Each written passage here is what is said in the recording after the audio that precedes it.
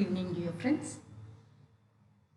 Last video we have seen and calculated the crystal field splitting energy and pairing energy for the octahedral complexes in both low spin in both strong field case and the weak field case. That means we also have calculated the concept of pairing energy in the low spin, high spin complexes and its distribution of electrons in the T2G level and EG level.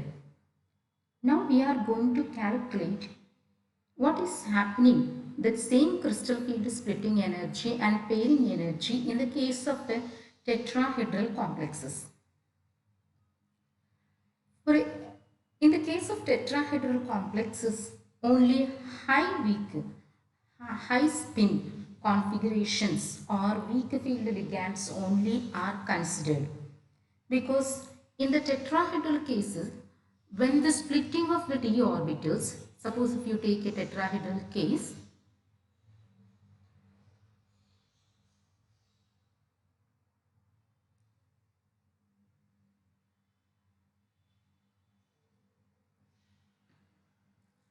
the splitting of the d orbitals, the 5d orbitals, which were initially degenerate state, in the presence of the ligand, their energy is increased and they will be excited, and they, as the ligands approach, they split into two energy levels.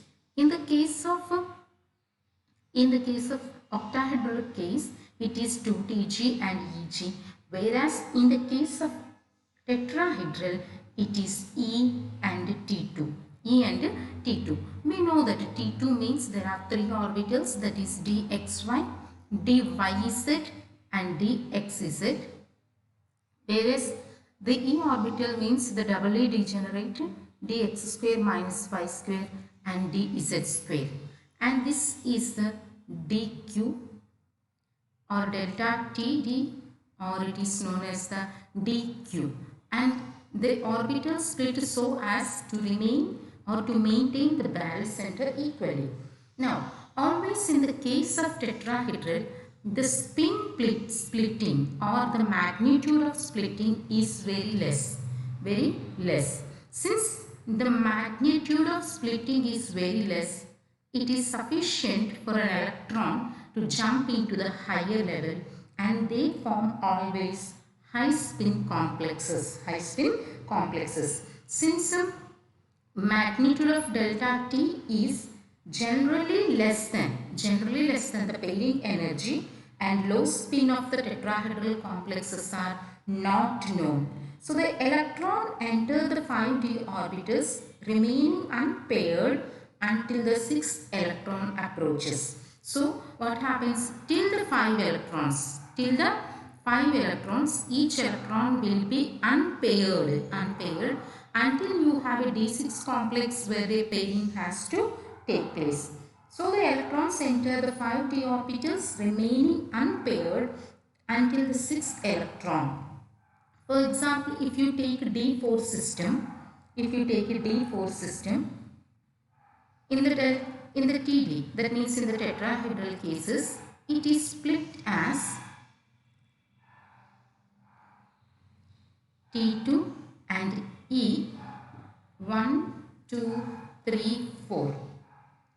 So the energy is CFSE for D4 system is 2 into minus 0.6 delta plus 2 into 0.4 delta, that is equal to 0.4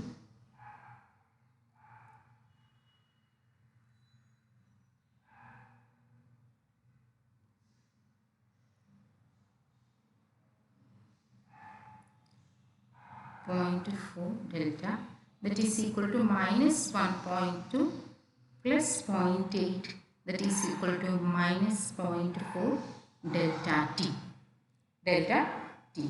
The crystal field stabilization of the octahedral complexes also you can calculate, but always remember transition metal complexes of Tetrahedral always forms high spin complexes because the magnitude of splitting, that is delta, is less than the pairing energy. Less than the pairing energy. So low spin complexes are not considered. Not considered.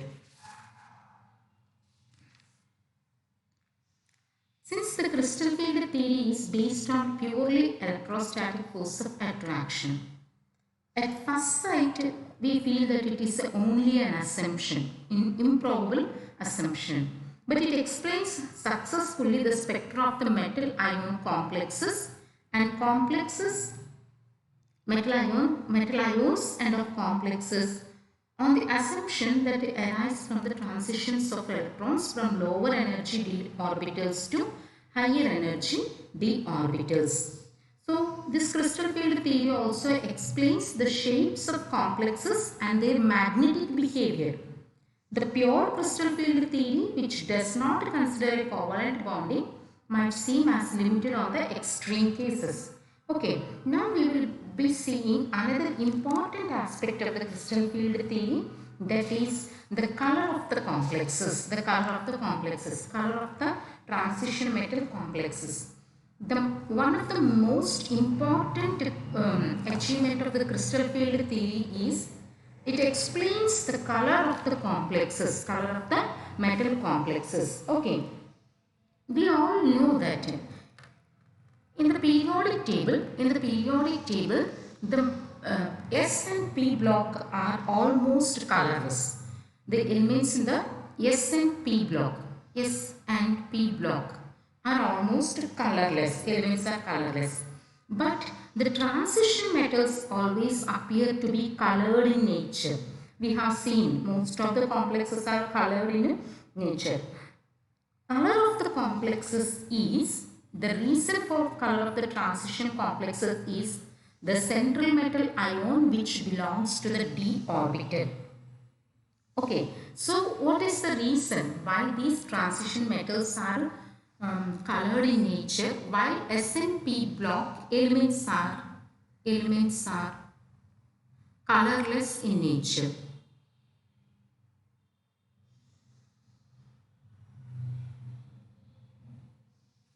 Colorless in nature.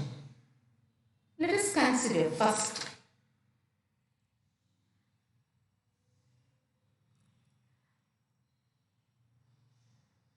the degenerate orbitals, the degenerate d orbitals in the presence of ligands are excited into the higher energy level, and from there, as the ligand approach, they are split into two different levels. That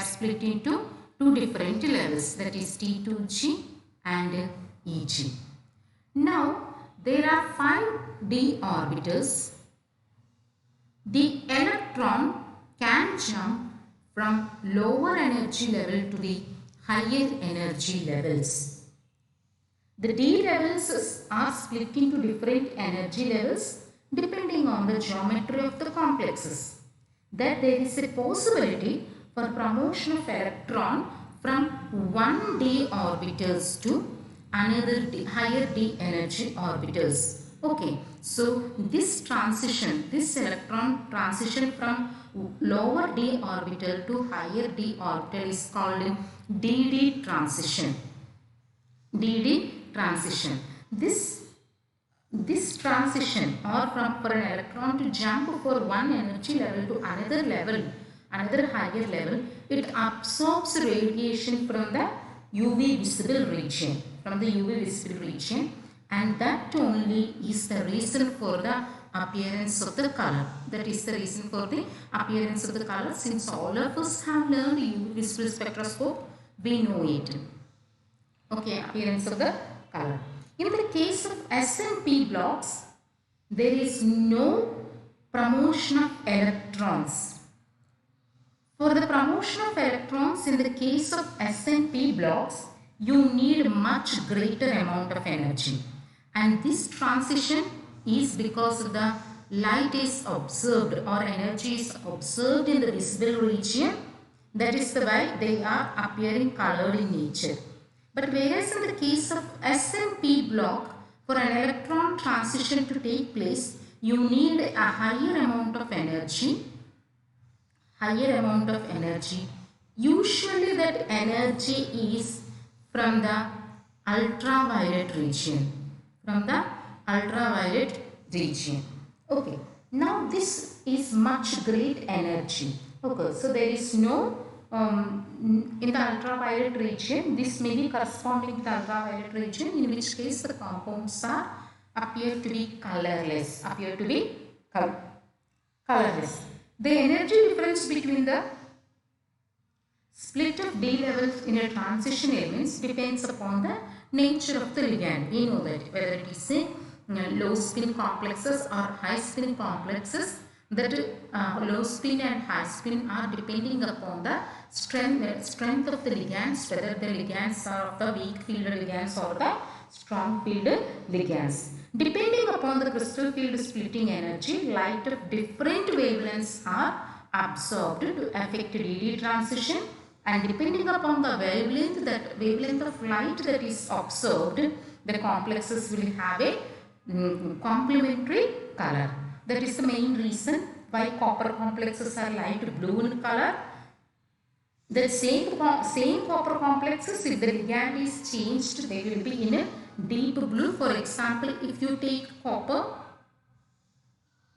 H2O 4 times 2 plus, it is a light blue in color.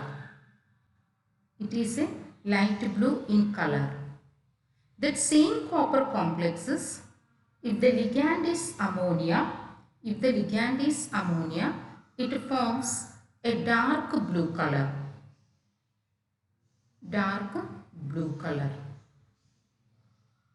Same way, copper, when it is forming a bond with a chloride, it is having yellow in color. Same copper, if you have ethylene diamine, if it is forming bond with ethylene diamine, it is having violet in color.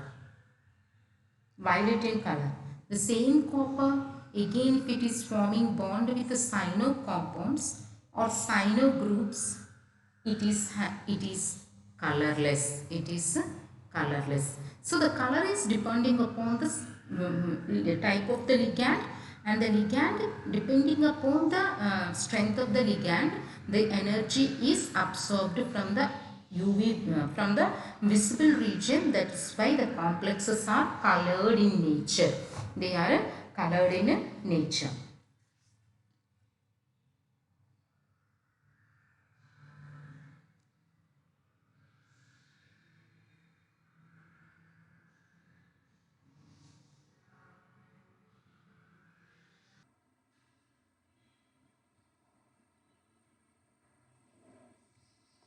So dear friends, again we are going to see some more explanation in the regarding the color of the transition complexes. That is, as we have discussed, that an electron to jump from a lower level to the higher level. That is, in the case of octahedral complexes, complexes, the electron jumps from the T2G level to EG level. The electron jumps from the T2G level to EG level. In the same way, in the case of tetrahedral complexes, the electron has to jump from the E level to T2 level. So, when an electron jumps, suppose in the tetrahedral case, you take care that there is one electron. That electron, after absorbing energy from visible region, this is the visible region what we have marked here, and it gets excited to the higher energy levels.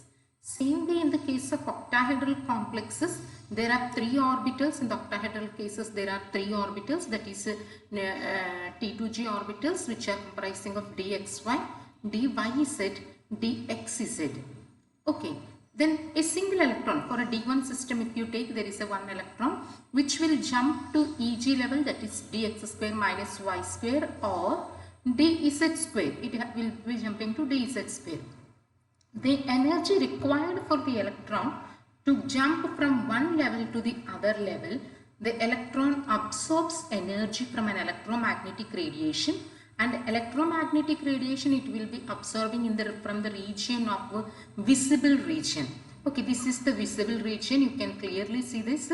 Electromagnetic radiation is comprising radio frequency waves, microwaves, infrared waves, ultraviolet rays, vacuum ultraviolet, X-rays and gamma rays. Since all of you are aware of the spectroscopic studies, that energy from each frequency or each wavelength will give a different information regarding the molecule. So when you take the energy corresponding to the visible region, that is in between the infrared and ultraviolet region, and this is the region which is the reason for the color of the complexes. Suppose energy absorbed in this region is the main reason for complexes to be appeared in color in nature. And what is we know, all of us know that color, what we see is actually the retina absorbing a complementary color.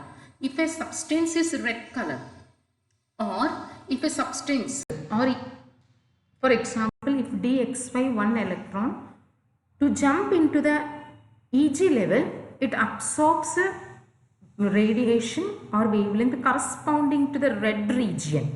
Red region, that means it is absorbing energy of 700 nanometers, but actually that complementary color, green color, then we will see that complex as a green in nature. If the same way the molecule or the transition central metal absorbs energy corresponding to the yellow region, that is a 500 region or 500 nanometer is the energy it is absorbing, the corresponding color, complementary color, we will see that complex as a purple in nature. Same way, if an electron absorbs energy from an orange region, that is 620, we will see a complex in a blue color. All of us know that is the chemistry of the vision, and we have learned that. Now for example, you take a titanium complex, okay, titanium hexa aqua titanium complex. It is a D1 system. An electron to jump from T2G level to EG level absorbs radiation in 5000 angstrom wavelength, that is equal to 240 kilojoules. So it is absorbing energy from a yellow region, then we see complex as a complementary color, that is purple in nature. Same way, if you see another important chromium complexes absorbs light in a blue light, and as a result we see that complementary color as a pinkish red color. So completely filled or completely empty d subshells are colorless. For example, if you take copper plus is a D10, 4s1 is the system, but it will be having only D10 electrons, completely filled electrons, then there is no empty orbital for an electron to jump from a lower level to the higher energy level. If you take again zinc 2 plus also, there are only D10 electrons, 4s2 electrons are gone away, that's why it is becoming a +2 oxidation state. Then Ag plus, titanium 4 plus, then in these cases there are no electron. So always when a complex is having electron, either D1, D2, D3, D4, D5 only, D5 and D6, an electron can jump from one level to the other level. Either it should be completely filled or completely empty d subshells are colorless. That means they have to be either half filled or unsymmetrically filled molecules only will absorb energy from an electromagnetic radiation from a visible region. That is the reason why complexes are colored in nature.